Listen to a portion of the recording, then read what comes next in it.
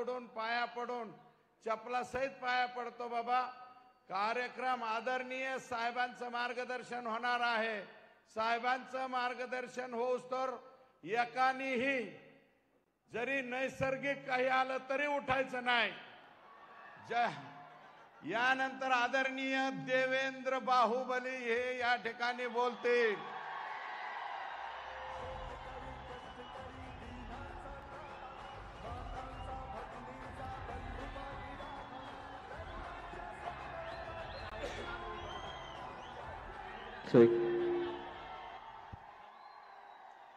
हिंदवी स्वराज्याचे सरसंस्थापक छत्रपती शिवरायांना मानाचा मुजरा करतो। भारतीय राज्यघटनेचे शिल्पकार भारतरत्न डॉक्टर बाबासाहेब आंबेडकर यांना मानवंदना अर्पित करतो। आजच्या आष्टी उपसा सिंचन योजनेतल्या या कामाच्या भूमिपूजन प्रसंगी मंचावर उपस्थित असलेले राज्याचे जलसंपदा मंत्री राधाकृष्ण विखे पाटीलजी, राज्याच्या पर्यावरण मंत्री पंकजाताई मुंडे आणि या कामामुळे ज्यांचा उल्लेख या तालुक्यामध्ये आधुनिक भगीरथ म्हणून होणार आहे असे आपले लोकप्रिय आमदार सुरेश अण्णा धस, खासदार बजरंग सोनवणेजी, माननीय आमदार प्रकाश अण्णा सोळंके, नमिताताई पुंडरा, संदीपजी क्षीरसागर, विजयराजे पंडित, नारायणाबा पाटील या ठिकाणी उपस्थित माजी आमदार साहेबराव नाना दरेकर, भीमरावजी धोंडे, लक्ष्मणजी पवार, त्याचप्रमाणे आपले additional chief secretary Shri Deepak Kapoor या ठिकाणी उपस्थित, समीर काझी, शंकर देशमुख, रमजान तांबोळी, दत्ता काकडे, रश्मिताई बागल, श्री गावडे, श्री अविनाश पाठक, श्री जीवने, श्री विजय घोगरे, श्री तिरमनवार, आपण या ठिकाणी ज्यांचा सत्कार केला ती आपल्या खो खो संघाची कर्णधार प्रियंका इंगळे, मोठ्या संख्येनं या ठिकाणी उपस्थित असलेल्या माझ्या सर्व लाडक्या बहिणी आणि उपस्थित सर्व माझ्या शेतकरी बंधूंनो, आज अतिशय आनंदाची गोष्ट आहे की एका महत्त्वाच्या कामाचं भूमिपूजन करण्याकरता आम्ही या ठिकाणी आलो आहोत। आपल्यापैकी अनेकांना माहिती आहे की ज्यावेळी कृष्णा खोऱ्याचं आणि भीमा खोऱ्याचं नियोजन होत होतं त्या नियोजनाच्या वेळी भीमेच्या उपखोऱ्यामध्ये मराठवाड्याचा भाग येतो, त्यामुळे मराठवाड्याला देखील कृष्णा खोऱ्याचं पाणी मिळालं पाहिजे अशा प्रकारचा विचार पुढे आला आणि त्यातून त्या काळामध्ये आमचे नेते गोपीनाथराव मुंडेजी असतील किंवा मराठवाड्यातले अनेक नेते या सगळ्यांनी विशेष प्रयत्न करून कृष्णा खोऱ्यातनं 23 TMC पाणी हे मराठवाड्याला मिळालं पाहिजे अशा प्रकारचा निर्णय केला। दुर्दैवाने त्यानंतर काही कारणाने तो निर्णय योग्य प्रकारे त्या ठिकाणी इम्प्लिमेंट झाला नाही आणि मग त्याच्या पाठपुरावा सुरू झाला। त्याची कथा आत्ता आपल्याला सुरेश अण्णा धस यांनी सांगितली। हा सगळा पाठपुरावा सुरू असताना विशेषतः 23 TMC जे पाणी आहे या 23 TMC पाण्यापैकी केवळ 7 TMC पाणी हे सापडलं, बाकी पाणी सापडलंच नाही। मी ज्यावेळी मुख्यमंत्री झालो आणि मराठवाड्याच्या हिस्स्याचं पाणी मराठवाड्याला द्यायचं आहे, 23 TMC पाणी आणा असं सांगितलं तर माझ्या पुढे जेव्हा फाईल आली त्यावेळी असं लक्षात आलं की 23 TMC पाणी हे कागदावर दिसत आहे, मुळामध्ये 7 TMC पाणी हे उपलब्ध दिसतंय। उरलेलं पाणी एक तर वापरलं गेलंय, नाहीतर पुढच्या नियोजनामध्ये आहे किंवा तंटा लवादाच्या दुसऱ्या लवादापुढे ते जाणार आहे. तोपर्यंत अनेक कामं देखील सुरू झाली होती. म्हणजे सुरेश अण्णा मला हे सांगितलं पाहिजे की आपण सगळ्यांनी इथली कामं सुरू केली होती, पण पाणी यायचं होतं सीना कोळेगावमध्ये. पाणी धाराशिव जिल्ह्यात पहिले यायचं होतं आणि धाराशिवमधनं आपल्याकडे पाणी यायचं होतं. त्याचं नियोजनच झालं नव्हतं. आणि मग मुख्यमंत्री म्हणून त्यावेळी पहिल्यांदा आम्ही त्याचा पाठपुरावा करून त्याची एक बैठक घेतली आणि सीना कोळेगावमध्ये हे पाणी आणण्याकरताच्या प्रकल्पाला मान्यता दिली, त्याला निधी उपलब्ध करून दिला आणि ते पाणी सीना कोळेगावपर्यंत आता पोचलं. आणि त्यासोबत ज्यावेळी पुन्हा नव्याने जलसिंचन मंत्री म्हणून माझ्याकडे माननीय शिंदे साहेबांच्या नेतृत्वात जबाबदारी आली, सुरेश धस साहेबांनी, म्हणजे शब्द जरा चुकीचा आहे पण आपल्याला सगळ्यांना माहिती आहे की सुरेश धस मागे लागले की डोकं खाऊन टाकतात. एवढा पाठपुरावा केला. कपूर साहेब सांगतील, सगळ्यात पहिलं आमच्या नवीन सरकारने 2022च्या ऑक्टोबरमध्ये सगळ्यात पहिली सुप्रमा जर कोणाला दिली असेल तर या प्रकल्पाला आम्ही दिली 11,000 कोटी रुपयाची. 11,000 कोटी रुपयाची सुप्रमा दिली आणि याच्या सगळ्या नियोजनाकरता निधी उपलब्ध करून दिला. आणि आता हे काम अत्यंत वेगानं चाललेलं आहे. धाराशिव जिल्ह्यामध्येही आणि बीड जिल्ह्यातल्या या आष्टी तालुक्यामध्ये हे मोठ्या प्रमाणात पाणी आपण आणणार आहोत. मला विश्वास आहे की या भागाचा दुष्काळ हा आता भूतकाळ होणार आहे आणि ज्या गतीनं काम चाललेलं आहे त्या गतीनं लवकरच आपल्याला हे पाहायला मिळेल की संपूर्ण परिसर हा बागायती झालेला असेल. आणि धस साहेब, तुम्ही ज्याचा उल्लेख केला, पहिले तर या ठिकाणी संपूर्ण आपण पाईप पद्धतीनं आजकाल पाणी आणतो, पण प्रशांतच्या ज्या योजनेचा तुम्ही उल्लेख केला त्या योजनेमध्ये आम्ही योजनेतच त्या ठिकाणी जे काही शेतकऱ्यांच्या शेतापर्यंत ड्रिपच्या माध्यमातून पाणी जाईल अशा प्रकारची व्यवस्था उभी केली आहे. मी कपूर साहेबांना या ठिकाणी विनंती करतो की या योजनेमध्येही आपण पाण्याचा महत्तम वापर झाला पाहिजे या दृष्टीनं शेतकऱ्याच्या बांधापर्यंत ड्रिपनी पाणी त्याच्या शेतीमध्ये जाईल अशा प्रकारची योजना ही सोबत तयार करा, जेणेकरून शेतकऱ्यांना आपल्याला फायदा देता येईल. ज्याचा उल्लेख माननीय राधाकृष्ण विखे पाटील साहेबांनी केला. आपल्या लक्षात असेल 2014-15ला प्रचंड मोठा दुष्काळ आपल्या मराठवाड्यामध्ये आणि महाराष्ट्रात पडला आणि या दुष्काळाच्या काळामध्ये जलयुक्त शिवार सारखी योजना आपण सुरू केली, ज्या योजनेमुळे खरं म्हणजे अनेक गावांनी मेहनत करून त्या ठिकाणी मोठं परिवर्तन घडवलं. अनेक गावं पाणीदार झाली आणि हायकोर्टाने अपॉइंट केलेल्या कमिटीने सांगितलं इतक्या वर्षामध्ये पहिल्यांदा मराठवाड्यामध्ये जलपातळी, भूजल पातळी वाढली. जी कमी होत होती ती वर आली. पण त्याच वेळी आमच्या असं लक्षात आलं की मराठवाड्याला कायम दुष्काळमुक्त करायचं असेल तर जलसंधारणाची कामं तर करावीच लागतील, पण त्यासोबत जोपर्यंत पश्चिमी वाहिन्यांचं पाणी, जे पाणी थेट समुद्रात वाहून जातं, आपल्याला माहिती आहे पश्चिमी घाट जो आहे या घाटावर अशा नद्या आहेत की ज्याचं पाणी हे थेट पश्चिम वाहिनी होऊन समुद्रामध्ये जातं.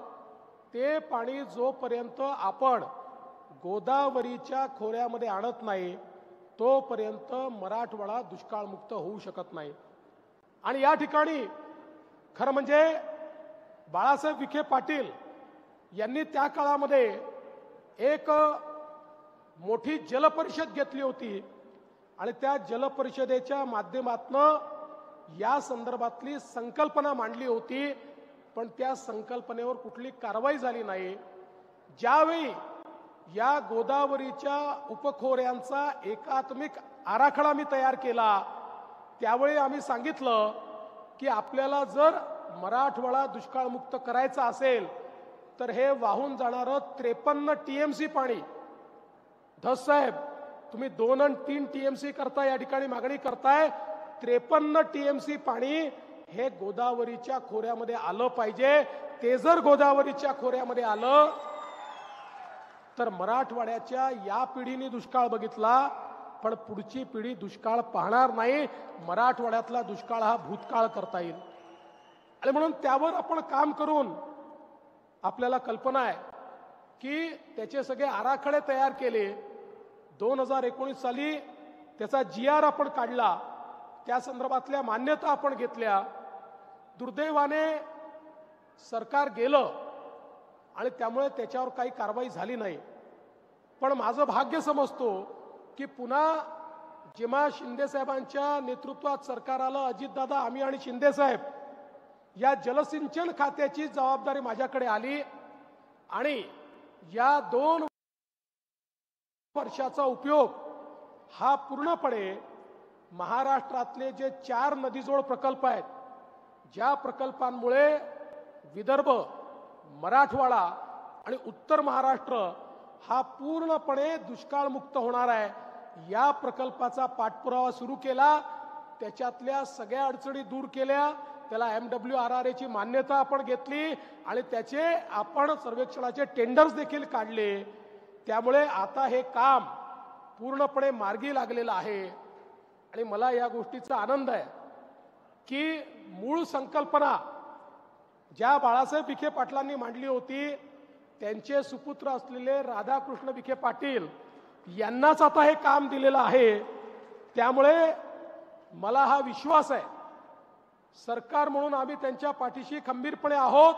मला हा विश्वास आहे की आता यातले अडथळे दूर झाल्यामुळे येत्या वर्षभरामध्ये हे नदीजोड प्रकल्पाचं काम आपण सुरू करू आणि हे 53 TMC पाणी आपण गोदावरीच्या खोऱ्यामध्ये आणल्यानंतर मराठवाडा दुष्काळमुक्त होईल. आणि अलीकडच्या काळामध्ये एक संघर्ष आपल्याला पाहायला मिळतो, नाशिक आणि नगर विरुद्ध उरलेला मराठवाडा. आता मला धस साहेब जायकवाडीतनं पाणी मागतायत.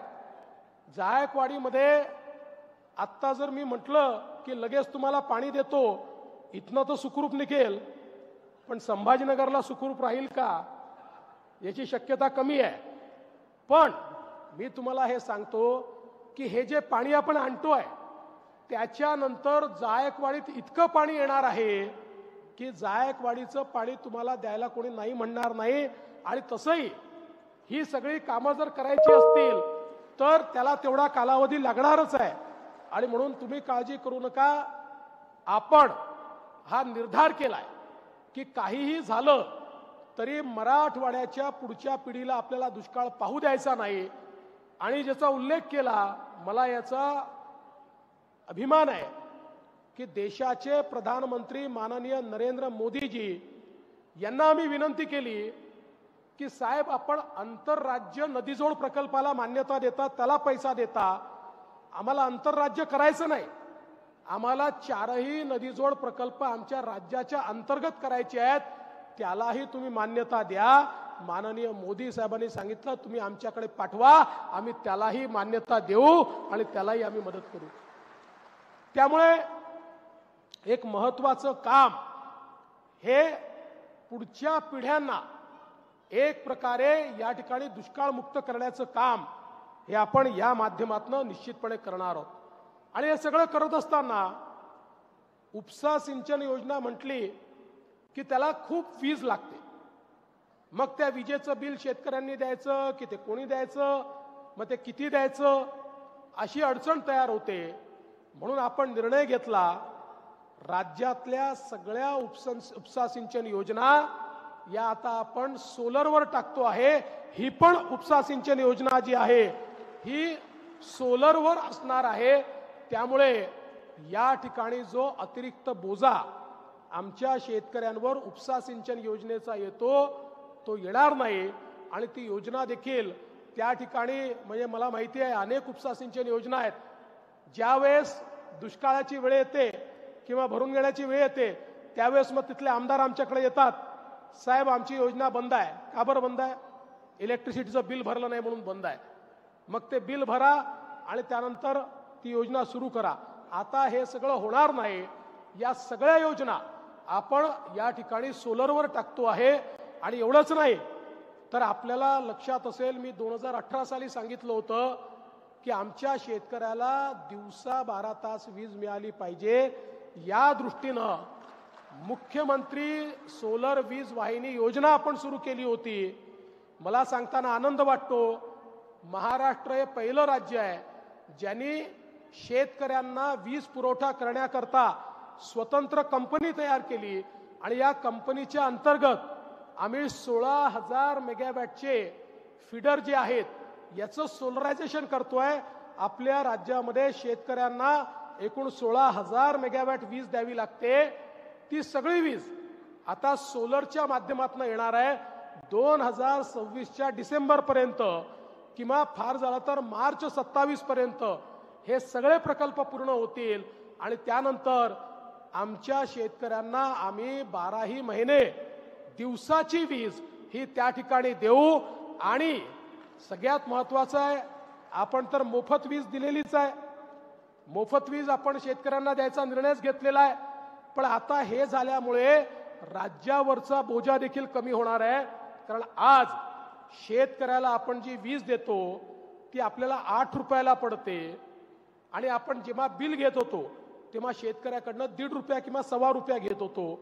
म्हणजे जवळपास 5-5.5 रुपये सबसिडी आपण शेतकऱ्यांना देत होतो. आता जरी बिल घेत नसलो तरी ती सबसिडी तर द्यावी लागणार आहे. पण आपलं सोलरचं काम पूर्ण झाल्यानंतर ही वीज 8 रुपये युनिटची नसेल, ती 3 रुपये युनिटची असेल. म्हणजे आमचे 5 रुपये प्रति युनिट त्या ठिकाणी वाचणार आहेत. मग आम्ही निर्णय केला हे वाचलेले पैसे काय करायचे, तर आम्ही निर्णय केला की यातनं जे घरगुती आणि औद्योगिक वापराची बिलं आहेत ती बिलं आपण कमी करूया. आणि मला सांगताना आनंद वाटतो आपल्याकडे मल्टी इयर टॅरिफ म्हणजे दर 5 वर्षांनी आपल्याला पुढच्या 5 वर्षांमध्ये विजेचे दर काय असतील अशा प्रकारची पिटिशन MERC पुढे दाखल करावी लागते. आणि MERC तो दर ठरवून देते. गेल्या MERC तयार झाल्यापासनं असं एकही वर्ष नाही आहे की ज्या वर्षी आपण भाव वाढवलेले नाहीत. कारण त्याचा नियमच आहे की तुमचा जेवढा खर्च आहे तेवढे पैसे वसूल झाले पाहिजेत. तुम्ही नाही वाढवलं तर MERC भाव वाढवून देते. मागच्या काळामध्ये दरवर्षी 9% आपण भाववाढ केली. पण आत्ताच आमच्या विद्युत विभागाने पुढच्या 5 वर्षाचे त्या ठिकाणी आपले विजेचे दर काय असतील याची पिटिशन दाखल केली. आणि मला सांगताना आनंद वाटतो पुढचे 5ही वर्ष दरवर्षी आम्ही विजेचे भाव कमी करत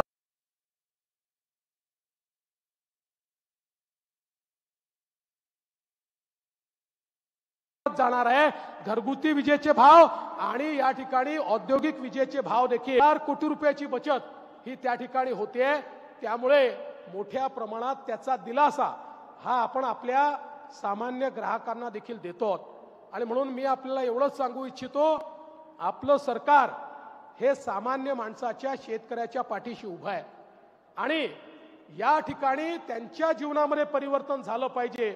वर्षानुवर्ष जो भाग दुष्काळी आहे मला आज सांगताना आनंद वाटतो पश्चिम महाराष्ट्रातला माणसारखा भाग ज्या माणदेशावर अनेक कथा कादंबऱ्या गेल्या 50 वर्षात लिहिल्या गेल्या आणि 50 वर्षातली कुठली कादंबरी तुम्ही उचलून बघा त्या कादंबरीमध्ये माणदेशातल्या दुष्काळावरच त्या ठिकाणी लिहिलं गेलं. पण आज त्या माणदेशाचा दुष्काळ आपण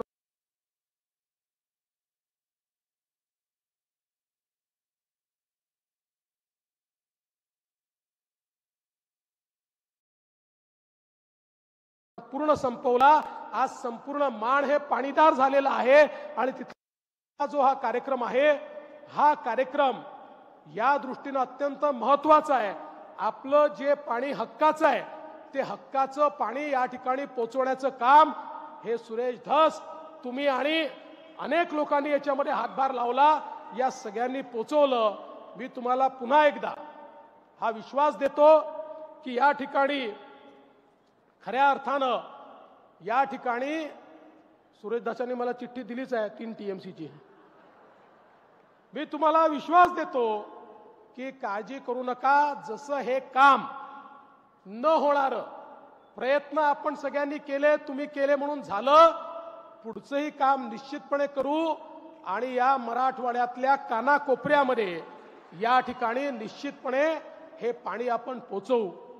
खरं म्हणजे आज या निमित्ताने आमचे सरपंच परिषदेचे लोक देखील मला भेटले होते आणि विशेषतः त्यांनी अनेक मागण्या माझ्याकडे केल्या, पण त्यात सगळ्यात महत्त्वाचं म्हणजे जी काही अतिशय दुर्दैवी घटना झाली स्वर्गीय संतोष देशमुख यांच्या अतिशय निगृण खुनाची, मी त्यांनाही सांगतो आणि आपल्यालाही सांगतो की अशा घटना कुठल्याही परिस्थितीत खपवून घेतल्या जाणार नाहीत आणि कोणीही असो प्रत्येकावर या ठिकाणी कारवाई होईल, हा विश्वास मी तुम्हाला देतो. आणि माझी बीडच्या जनतेला विनंती आहे, आपण सगळे छत्रपती शिवरायांचे मावळे आहोत. छत्रपती शिवरायांनी 18 पगड जातींना एकत्रित करून स्वराज्याची स्थापना केली. आपल्यालाही अशाच प्रकारे सगळ्यांना एकत्रितपणे या ठिकाणी नांदायचं आहे आणि एक नवीन बीड आपण तयार करू. एक जो इतिहास बीडचा धस साहेबांनी सांगितला, ताईंनी सांगितला, एवढी मोठे मोठे लोक या बीडनी आपल्याला दिलेले आहेत, तोच इतिहास पुढे जाईल आणि एक गौरवशाली अशा प्रकारच्या बीडचा इतिहास तयार करण्याकरता आपल्या सगळ्यांचे जे प्रयत्न आहेत त्या प्रयत्नांच्या पाठीशी मी देखील ठामपणे उभा